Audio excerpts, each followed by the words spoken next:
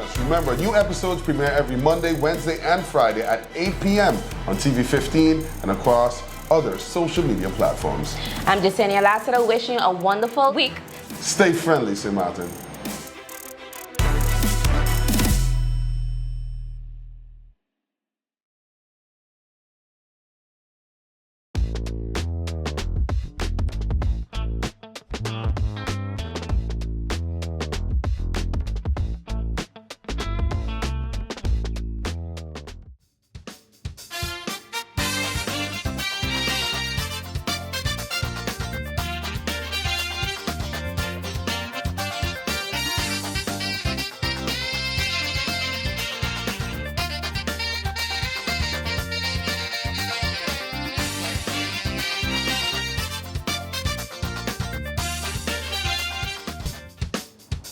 Welcome to the Late Night Show. Hope everything is okay. Hope everything is all right. I'm your host, Andrew Dick. Okie dokie, kids, what's happening on the lovely island of St. Martin? Update alert.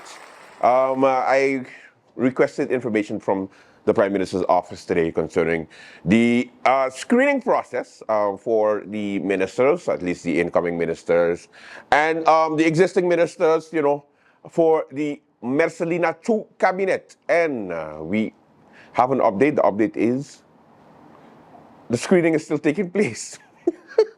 That's it. It was like, yeah, everything good. We don't foresee any problems. It's gonna be great. It's gonna be okay. And of course, you know, my favorite, you know, what is he? Executive policy advisor? Oh, chef de cabinet of the Prime Minister, Mr. Stuart Johnson. And I think his words were, "Thank you, Andrew, for asking."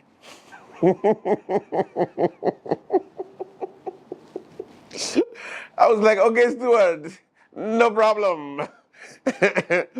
Messing in the cabinet, win for the win. Thank God Batman is not there. But does he need a Robin? Stuart, focus. Focus. I'm just asking. All right. That's enough. The Council of Ministers press briefing took place today.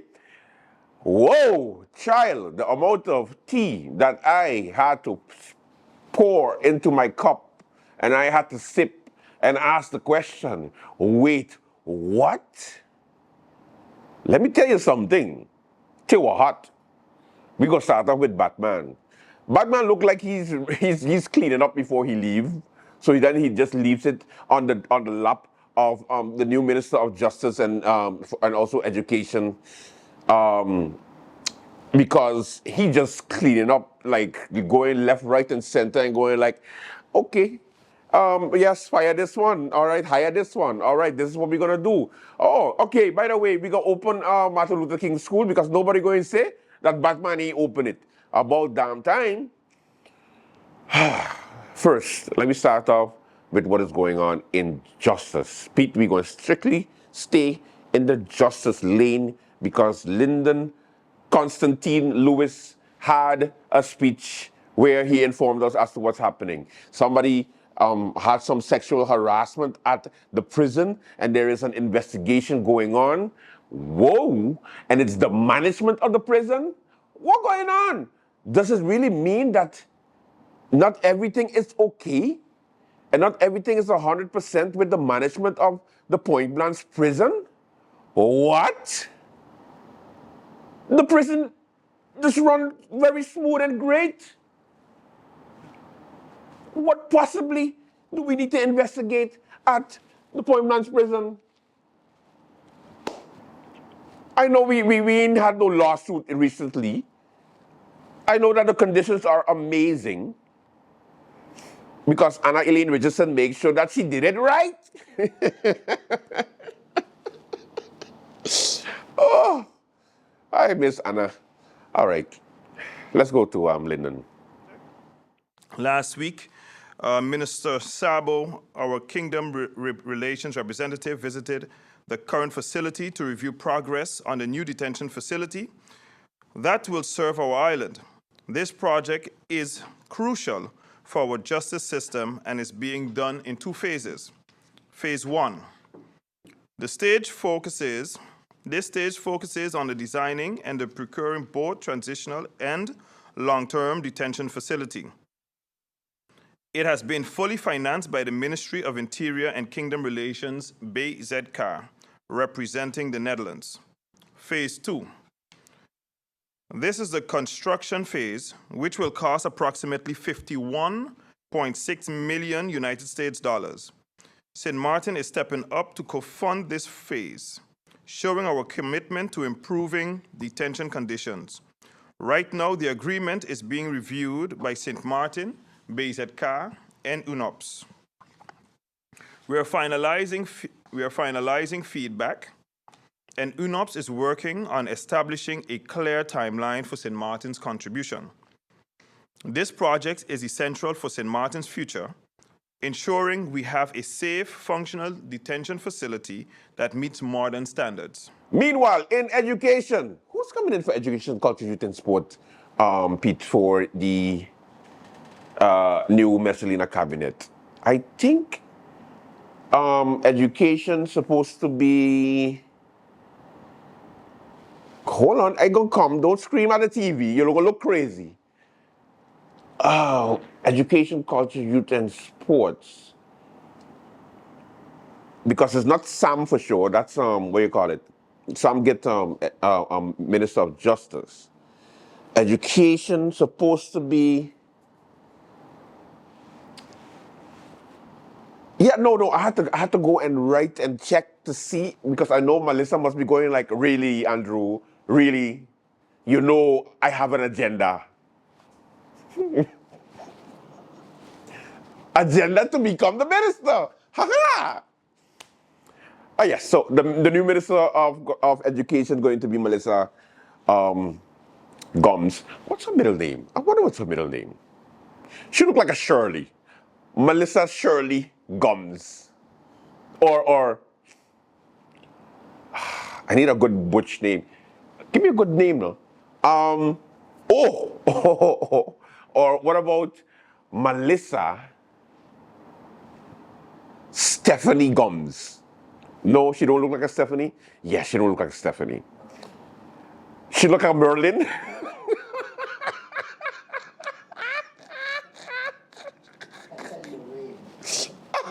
Well, Merlin's so better though. Okay, Melissa Merlin Gums. Hey Merlin, what going on? I cool what you're saying. Okay, I know.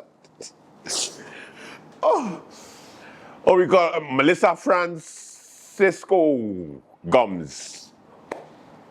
Because she's Francisco. She look like a France. No, they actually have a Francisco there. Anyway, let me get on with it. Education. Batman has a plan. This is what he said. Martin Luther King Jr. School in Dutch Quarter. As many of you are aware, it has been over 2 years since the students of the MLK school were relocated from the Dutch Quarter premises to allow for the necessary repairs following the damage caused by Hurricane Irma. Today, I am pleased to announce that 3 classes have already returned to rooms with unaffected tiles, and we are continuing to make steady progress. The retiling work has now been officially awarded and is scheduled to begin this week. This project is expected to take approximately 5 weeks to complete. We are also excited to announce the roof of the school that will be repainted with a beautiful depiction of St. Martin's native flora and fauna, making the school not just a place of learning, but a landmark for the community. The air conditioning installation in public schools. I am pleased to confirm that the payments for the air conditioning units for 4 public schools has been completed. Installation has already been finalized at the Martin Luther King Jr. School, and work is on its way at the Mary Genevieve de Weaver School. For Dr. Alma Fleming Care Center and Ruby La Vega Primary, some additional electrical upgrades are required before the installation can be completed. We expect these upgrades to be undertaken in the near future to ensure a comfortable learning environment for all students. Clarification on recent allegations of sexual assault. A few weeks ago, there were reports suggesting that the Division of Public Education was aware of an alleged sexual assault of a minor and failed to take action. I want to make it absolutely clear today that this matter was thoroughly investigated. Based on the surveillance footage from several camera angles, the complaint brought forward by the parent was proven to be unfounded and also false. We take all such matters serious, and we are committed to the safety and well-being of all students. Donation to Prince William Alexander School. Finally, in regard to the recent break-in at Prince William Alexander School, where over 40 iPads were stolen, I have some positive news to share. Thanks to the generosity of the Rotary Club of St. Martin, in collaboration with a club from Jacksonville, 8 new iPads have been donated to the school. We are extremely grateful for this support, and it will go a long way in helping to replace some of the stolen devices and ensure that our students continue to have access to the technology they need for their education. Okay, so now, the Minister of Finance, I started to like her a little bit because she came into the press briefing ready with a bazooka. Like she came with a bazooka and she was ready to just wanted to aim it at the head of Atwell Irion, the former Minister of Finance of the National Alliance. But apparently she couldn't get to him because he's too short, so you couldn't find where his head is. Because it's ridiculous that you was the minister before, you the one who come with a whole plan for Enya to bail out these ungrateful sack of people. And then she comes in, saves us 30-something million guilders over 30 years, but still save St. Martin some money. And then you're going to vote against it? Your own proposal? Pete, please. Wow. What's wrong with you, Atwell? The man come up with the proposal. He was like, this is going to be the best thing for St. Martin. He brings it to Parliament while he's Minister of Finance. He gets trashed for it. Even I trash him for it because I was like, nigga, you gonna put us in a whole debt for 50 years, run again, and say, vote for me, I care about you and your children. And then he's going to just get re-elected. And then now the same plan that he come up with, he's like, nah, I don't like how this minister is handling the plan that I created. St. Martin's supposed to be a real place, right? So the minister ain't cut no style. She was like, this nigga crazy. But in Marinka talk, this is a Marinka talk. She did it in her own way. But she basically said, this guy is crazy. Thank God he's not the Minister of Finance again. I just translated. Pete, let me go. Enya. Yesterday, Parliament approved the outline agreement, including the addendum and the matching rights Mullet Bay term sheet. I want to extend my thanks to all the members of Parliament who voted in favor.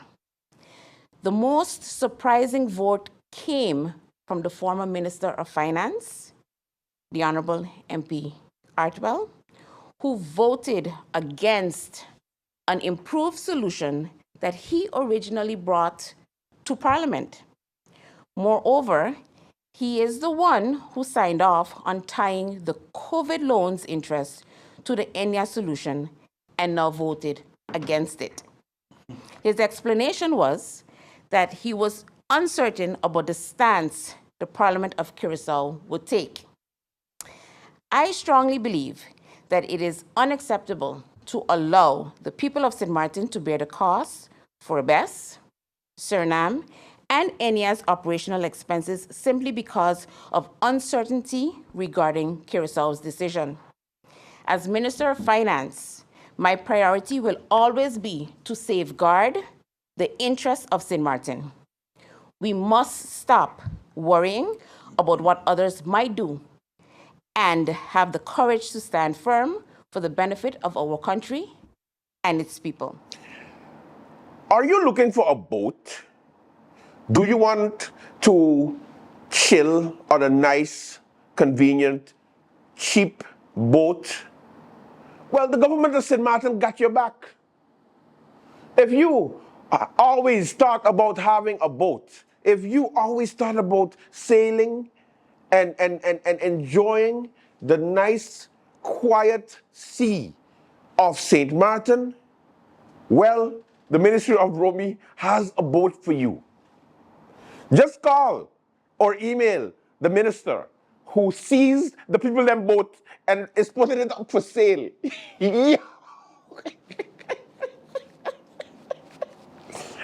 Minister Patrice Gomes took somebody's boat and now he's auctioning it off. No, sorry, he's selling it. He's like, yeah, we give the owner ample time to come and collect it. The owner don't want to come because they got to pay for us holding it. Therefore, they need to come correct. The owner must be like, I don't really want to. So Patrice Gomes like, oh, you think I'm going to keep it? No, my guy. I'm going to put it for sale. And so he did. Because he's like, as of Thursday, email us, inquire, and we'll send you the price. Because this boat is going to be sold. Who wins? I don't know yet. Because it depends on where the money have to go. Do I have to send it to a special account? I don't know. Minister Patrice Gomes, sell it to me, please. The Islands Count, as you know, was the vessel that ran aground at Great Bay Beach, near the site of the former Great Bay Sonesta. Romy took custodianship of that ship, and we actually are still the custodian. Note, we're not the legal owner. Since that time, we have made several attempts to recoup the funds for this from the owner, and the deadline for this is fast approaching October 16th. There have been some challenges in receiving this funding, and as such, we have taken the decision to announce today that as of next week, the 17th of October, we will formally offer the ship up for sale to whoever is interested party in it. Let me just begin by sharing, of course, for those interested in purchasing this vessel, the IOM number. This number is very critical, and you can actually put this number into the International Vessel Finder, where you can see all details regarding the ship. That number is 9215220. I repeat, 9215220. Interested persons, please contact Min Vromy at stmartingov.org, expressing your interest in the boat, purchasing the boat, and you will, of course, receive information about from Thursday onward about possible viewing of the vessel, if interested. This again is the announcement that the government of St. Martin, Minister Vromy as custodian of Island Scout, will formally issue the ship for sale as of next week, Thursday the 17th. No, this is of course conditional. If the owner does appear and is able to finally reconcile his outstanding debt, the ship will of course then go towards him. But of course, in the interest of time, noting that we still have a very active hurricane season and FCCA conference coming up at the end of this month, we found it important to start this process ahead of the October 16th deadline. So again, interested persons, Min Vromy at stmartingov.org to express your interest in purchasing the vessel. Just some brief information. The gross tonnage is, of course, 1,931 tons, and the year of the build is 1999, and it's under the flag of the state of Panama. Did you notice how many times this man say, or email the ministry at? I was like, yo! I know the owner of the boat must be going somewhere like, what? Seriously? Are you gonna sell my boat? Yeah. Government service like that. Anyway, welcome to the Late Night Show. We have a good one for you. Let me start now. Let me begin. Let's go.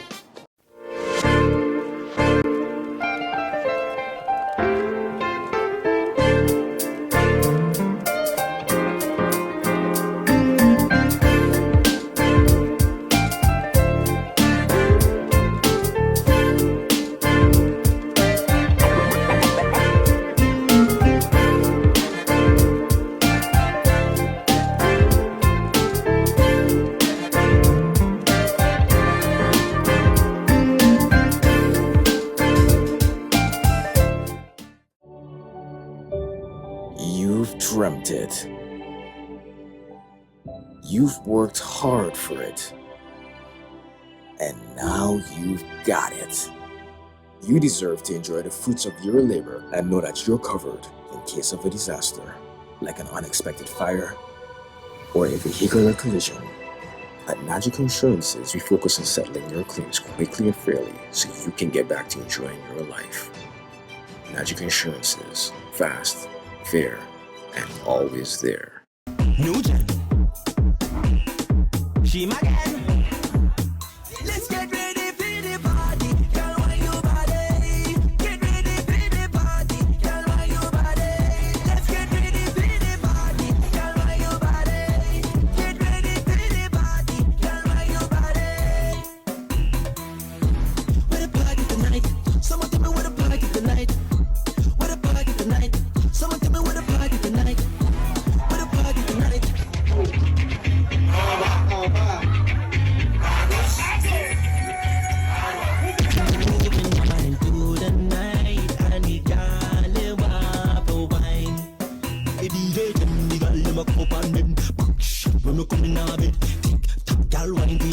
Anytime I see the girl, you want to get with one like a cigarette, bend down like a next. Slap up on your body, girl, shake up your leg, one like a cigarette, bend down like a next. Slap up on your body, girl, shake. Everybody get mad.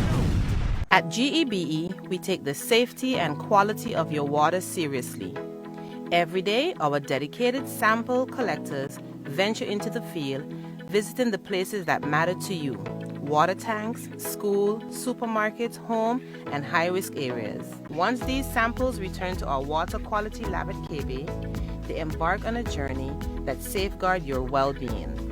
Our dedicated analysts take over, sending these samples to the microbiology and chemistry departments, respectively. This is where the magic happens.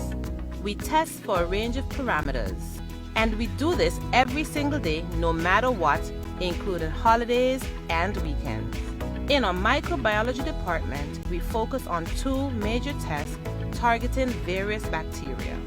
Confirmation tests are conducted, and we have plans in place in case the results are confirmed. And then we do it all over again, 7 days a week, 365 days a year. Rain or shine, your water safety never takes a day off. So when you turn on the tap and enjoy a glass of GEBE's water, you can do so with confidence. GEBE, the power to serve.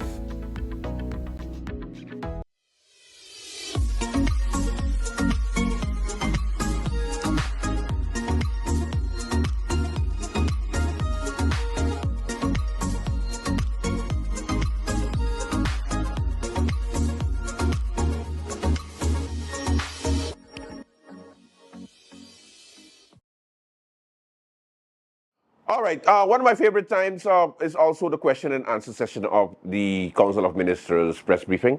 Of course, it took place on Wednesday.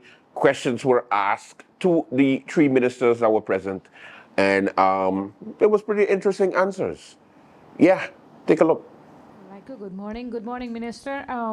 Minister, just for the sake of clarification based on your statements that you made regarding the prison project, was St. Martin able to hold on to the $2 million that was promised for UNOPS, the UNOPS part of it? And can you also give us an update on the investigation that you said were launched involving management at the prison when you were informed that there were some kind of sexual harassment towards UNOP staff? Okay. I will start with your first question. We did not lose the 2 million up to now. The 2 million also is brought up in our 2024 amendment budget that was already approved by COM. That will later on be handled in Parliament. So basically, once that is approved by Parliament, we can continue with the project with regards in using the 2 million for the upgrade of the prison. With the update, UNOPS has basically did their little investigation. They have also retracted with regards to the alleged sexual harassment claims.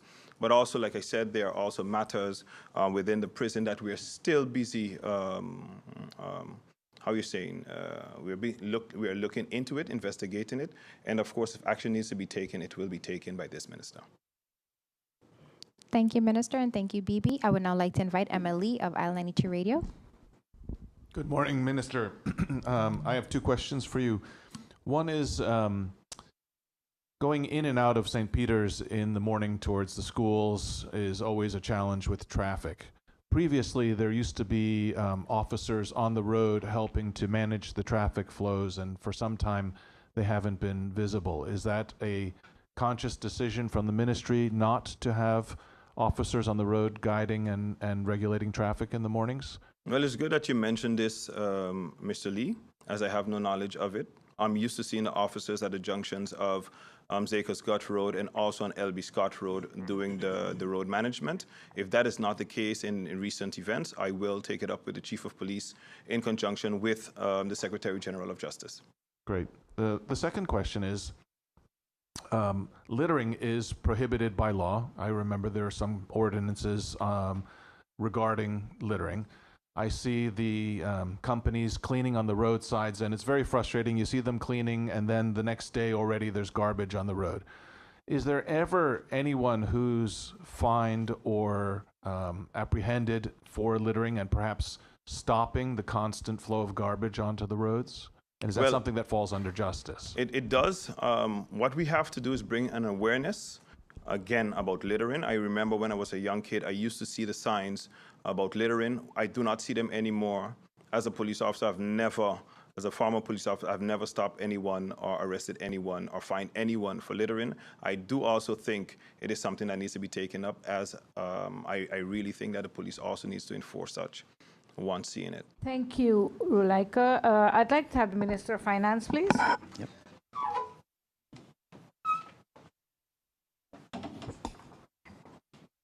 Minister Gomes, speaking about the ENIA bailout that you got approved yesterday, I'd like to know over what period of time would St. Martin be able to save the 37 million you spoke of? And as Minister of Finance, were you able to have, even if a committee, verify if the identities or the existence of the 3,084 policyholders that we are all talking about saving or rescuing? Do you know if these people exist? Thank you for your question, Misha. The first question, I believe, was on a committee. No, the first question is about the 37 million that we are supposed to save. You're 37 million. It's over a 30-year period, and I know that there are 30 years, and I know that there are many who question, but what kind of savings is that? You know, it doesn't seem to be much, but it's more than zero. I've said it on the floor of Parliament, and I'll reiterate it here again. And I believe any savings is a plus for the country of St. Martin. That's number one. Number two, the committee in question in regards to whether these 3,084 policyholders are are real people. I am going based on the technical teams that were involved in presenting to me what this entire Enya onion and having it unpeeled is all about. And I have to go based on the word of those technical individuals who said these are the 3,084 policyholders, and I have to trust. However, me trusting the fact that you presented me with a number doesn't stop me as minister or my team for further questioning. Yes, I got approved yesterday, carried by 8 members of parliament, for whom I am truly grateful, because at the end of the day, while I had my issues with the initial HLA, after assessing everything, knowing that the COVID loans were tied to finding a solution that was already signed off on. And I think people need to really understand that it was down to crunch time. Today, I have to sign. The signing has to happen. Tomorrow is the deadline. So imagine putting the country through an increase of at least 6.8% increase in interest rates. I cannot do that to the people of St. Martin, and I won't do it. And I'm very happy that yesterday's turnout of 8-5 was carried, but it doesn't stop me from continuing with the process in questioning the central bank and making sure that things are in place to never having this happen again. I stated before that I don't believe that tying the two with the COVID loans and finding a solution from Enya, where the Dutch insisted that this had to find a solution together. I do not believe that that was the way to go, and we will as a government see if it was even legal to do so. I thank you for your question. Just as clarity. No, unfortunately, we'd have to move on. Thank you, Minister. Jacqueline Hoffman of the Daily Herald, I will allow you your question, as you did have a second question for Minister Lewis and you didn't get your second question, so you can go ahead. Thank you. Minister Gums, which Minister Gums? It's two. Okay. Minister Gums, female Gums. The Prime Minister said about GB that a loan of 42 million was requested from the Netherlands, and that was incorporated in the budget for 2024.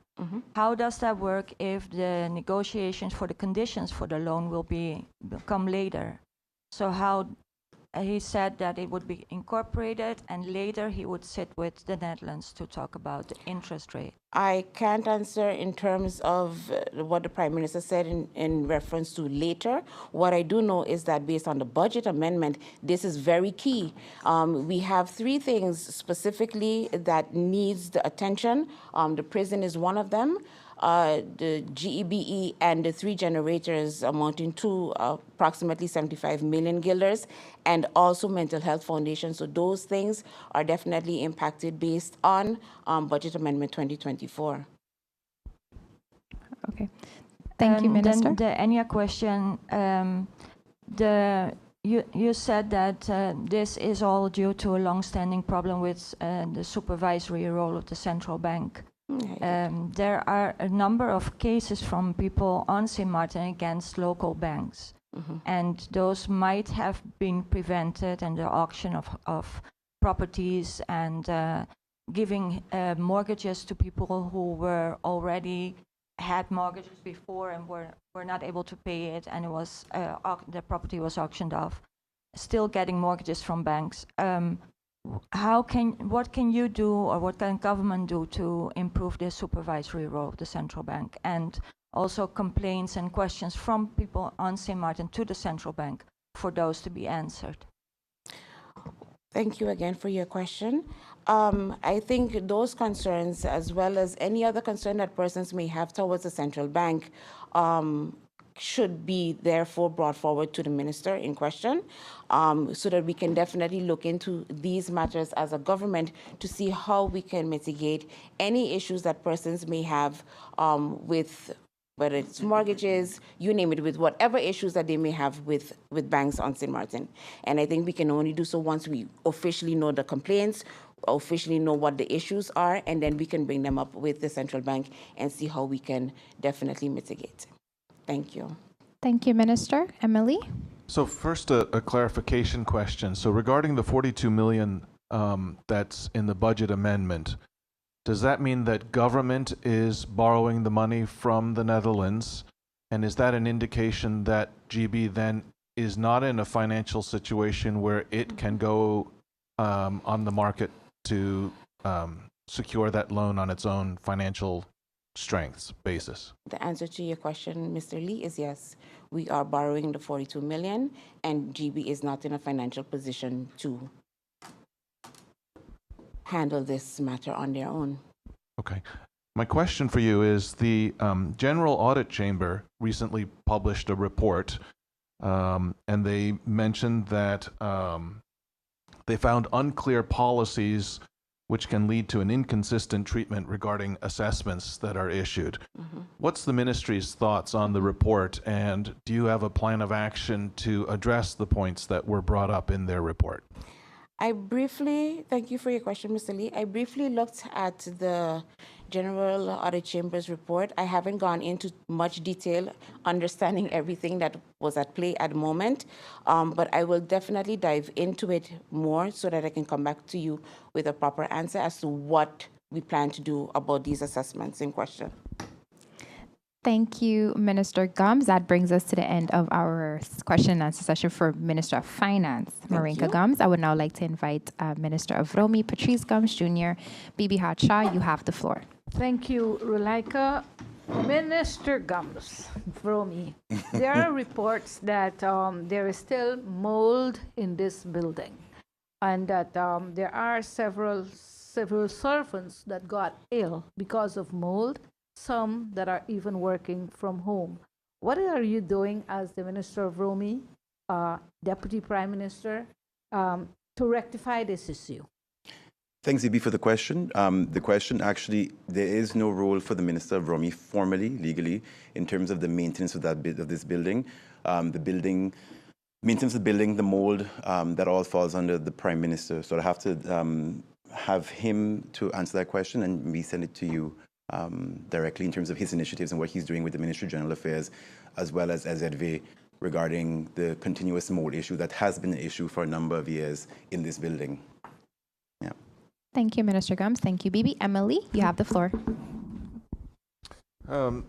Minister, good morning. I'm looking at the manifesto for the Party for Progress, and one of the things that you address as a party is noise pollution, identifying that it's an issue on the island, and that you have plans to revamp the existing national ordinance regulating neighborhood noise pollution. Can you give us an idea what your timeline looks like on that?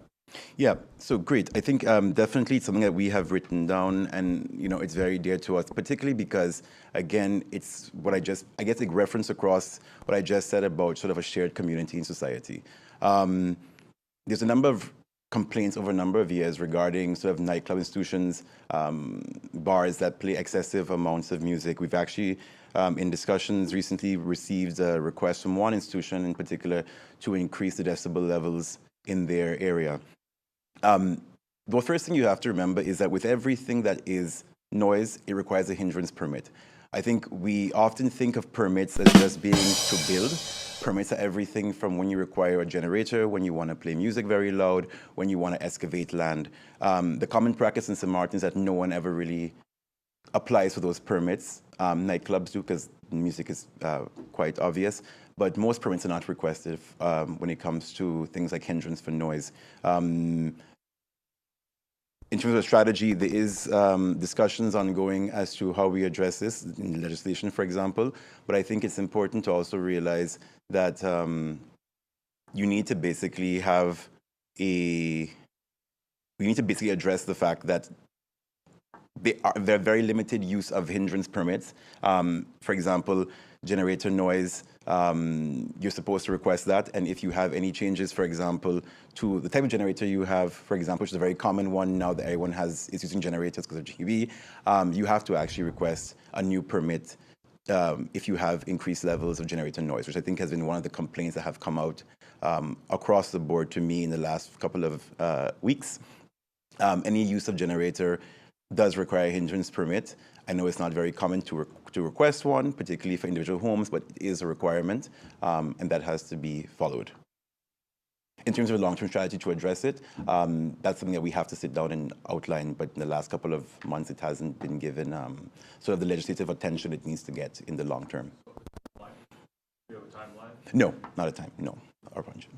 Thank you, Mr. Lee. Thank you, Minister. Jacqueline Hoffman, you have the final question.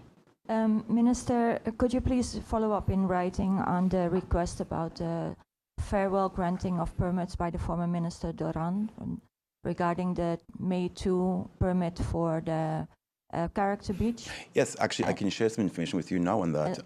Sorry. And, and the Beacon Hill, also the Phoenician.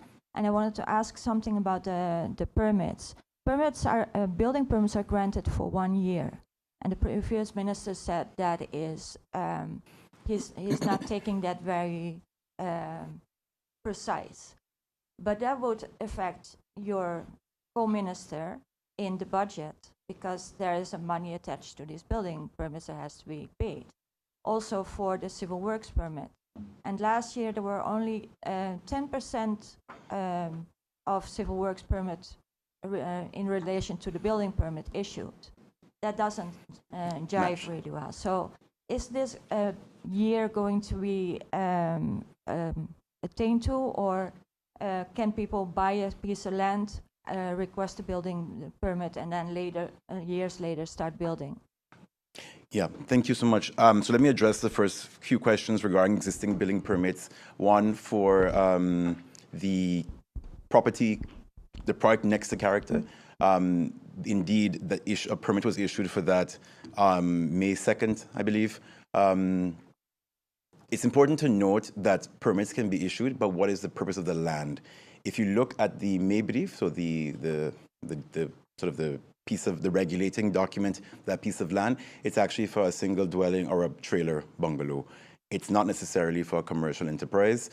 So that permit issued on May 2nd, not by myself, was not issued for the right use or purpose of the land. It's also important to realize that this is not a unique situation. This has happened in a number of areas around St. Martin where it's a single dwelling home and all of a sudden we have a condominium. And again, the issue is that what that brings about is, are the utilities in place to support those kind of initiatives? Is there parking in place? If you're supposed to have a single dwelling home and you have a construction for a restaurant has 20 plus cars, a home has 1 to 3.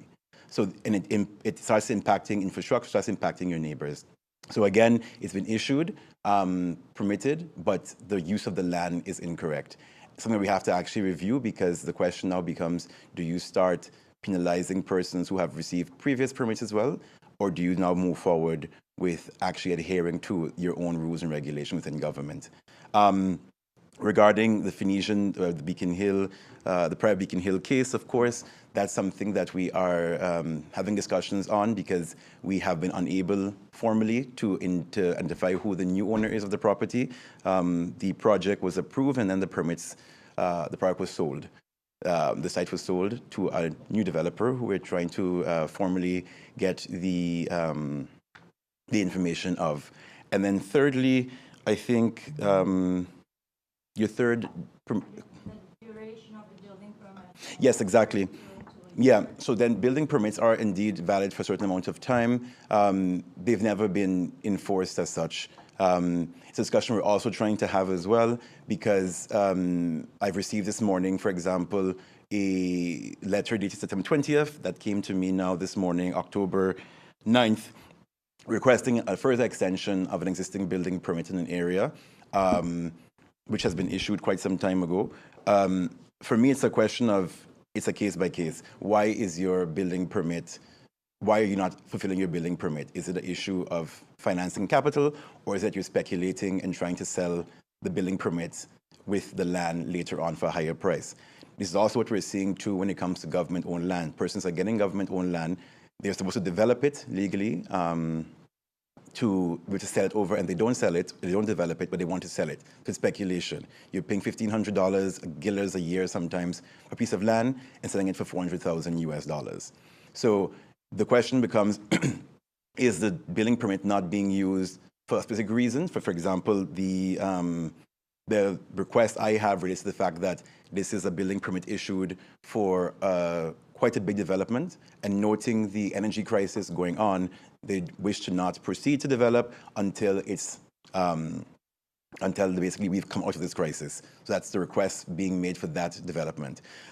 In that case, something like that, which has a social consciousness, can be considered for extension. Generally speaking, though, your billing permit, your billing permit has to be used for a certain period of time, but it's not always the case that it is.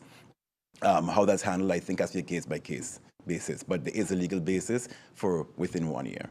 I think one of the key things that we have to also consider is that the capacity of government, particularly of ROMI, has to match our own laws, because we also have something that says a billing permit comes in within 6 months, you have to get a response from government. I'm signing off on billing permits in 2021, 2022. I actually signed off on a billing permit just last month for an establishment that I've been frequenting for the past year.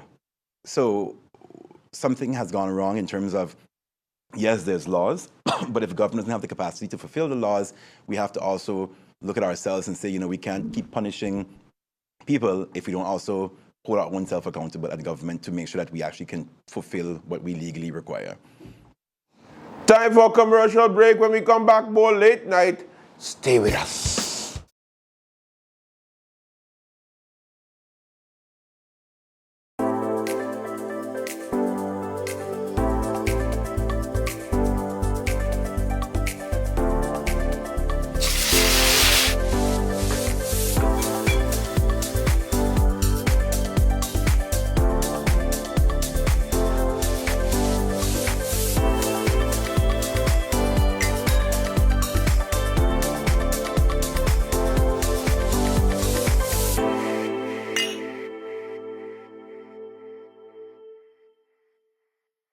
Hello and welcome to SXM Taxi, the most convenient way to hail a taxi on St. Martin. Our app is strictly dedicated to licensed taxi drivers only on the island of St. Martin. You must have an active authorized taxi license and driver's license to be approved to use our service. Our app is designed for the convenience of both customers and drivers. Customers simply download the app, upload a credit card, and have immediate access to any driver available nearby. Once you sign up and are approved to drive, you can choose when you want to use the app by toggling the switch at the top center of your screen to either online or offline. When you are online, you will be alerted for passenger pickups in your area, be visible to riders, and be able to accept rides. When you are offline, you will not receive alerts and you will be invisible to riders. This feature is available 24 hours a day, 7 days a week to use at your discretion, making the app extremely flexible and user-friendly for the driver. Once the rider requests a taxi, a notification is sent to all drivers in the vicinity. The first available driver to accept the ride gets the fare. Once you are alerted of a potential fare, you can accept the trip by clicking the Accept button at the bottom of your screen. The app's built-in GPS feature will then guide you directly to the rider's location. By clicking the 3 dots in the upper right-hand corner of your screen, you can choose from 3 different GPS integrations: Apple Maps, Google Maps, or Waze. This feature gives you the ability to use the GPS platform you are most comfortable with. Please keep in mind that you must download the GPS app that you prefer separately onto your phone in order to use this feature. We recommend downloading the Waze GPS app for best results, as we find it to be the most accurate and up-to-date GPS platform. Once you arrive at your passenger pickup point, slide the Mark Arrived arrow at the bottom of your screen. For added security, the app will require you to enter either the last 4 digits of the passenger's phone number or an OTP code that was provided to the rider. This built-in safety feature protects drivers from unwanted or incorrect passengers. Once you enter the correct code, the ride can start by swiping the slide to begin arrow on the bottom of your screen. Once the trip is complete, simply swipe the slide to end ride arrow on the bottom of your screen. The fare is automatically calculated and charged to the rider's credit card. You are now ready and available for your next ride. Driver sign-up bonus fees. All drivers that sign up to use our service will receive an additional 10% booking fee for every fare booked with the app through 2025. In addition, the first 100 drivers that use our service and reach their 100th ride milestone with SXM Taxi will receive a one-time $500 bonus fee.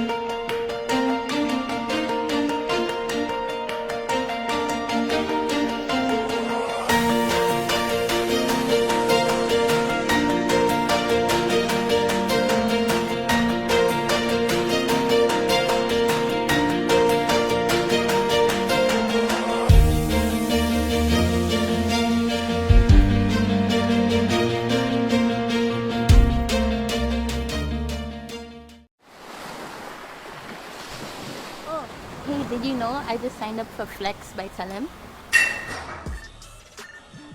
Do you mean flex like this?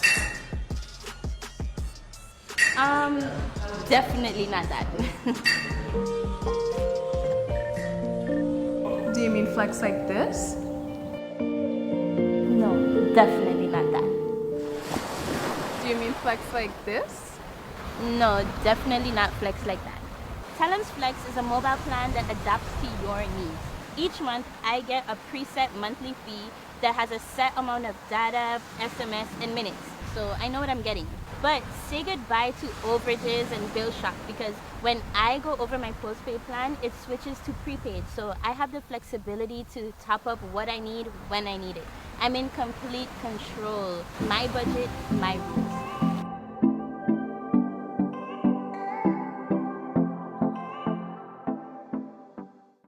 Hello, my people. Make sure you tune in to Sit, Sip, and Chat every Monday at 5 p.m. on TV 15 and every Wednesday at 8:30 p.m.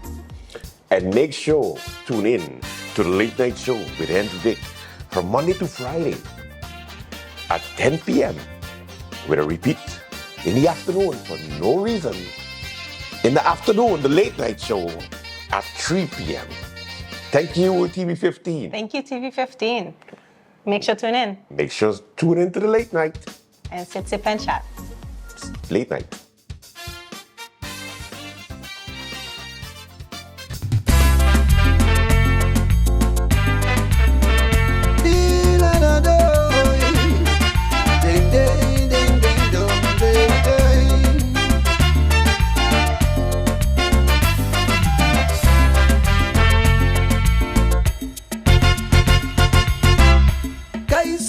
April said to me, too much obia in we country.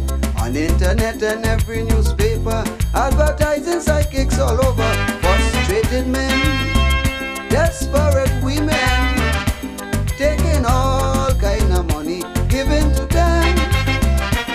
All and young are aboard of the ship on the obia trip, and they're doing any damn thing to get rich quick.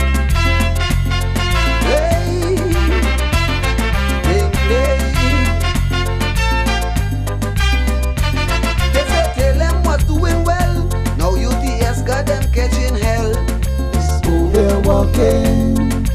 Over walking. You giving your girlfriend a little horn, and all at once your stamina gone. This over walking.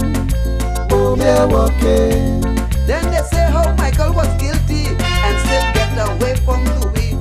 Louis had a good African, and then Michael went and bring in a they're walking.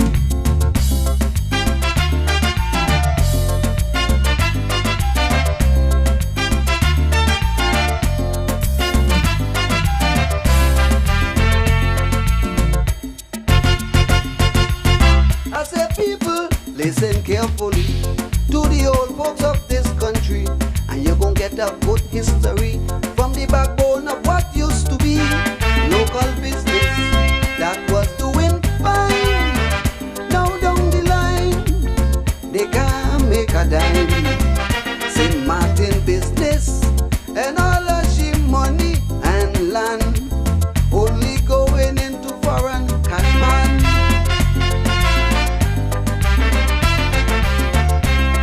Tell you, in the morning before they open, if you see them sprinkling something, oh, they're walking, oh, they're walking.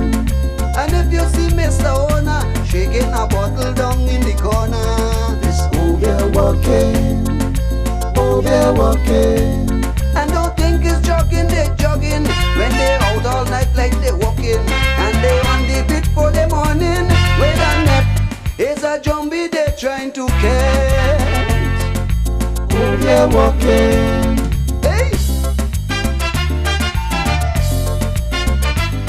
Ding, ding, ding, ding, doy, doy, doy.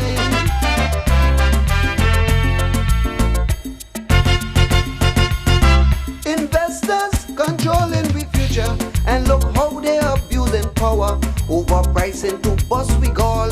They don't have no conscience at all. The little that we have, they're still trying to grab. It's greed, it's what got their backside full speed. Plain tighty on everybody in society. You'll never believe their hands so dirty.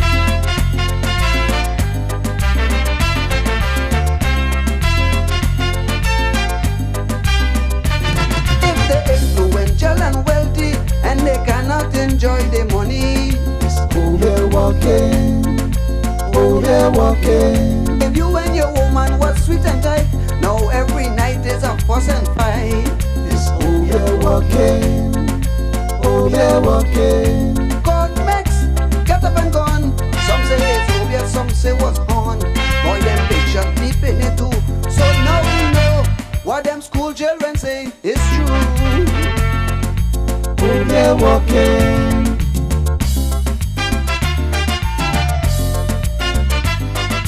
Oh, they're walking. Oh, they're walking.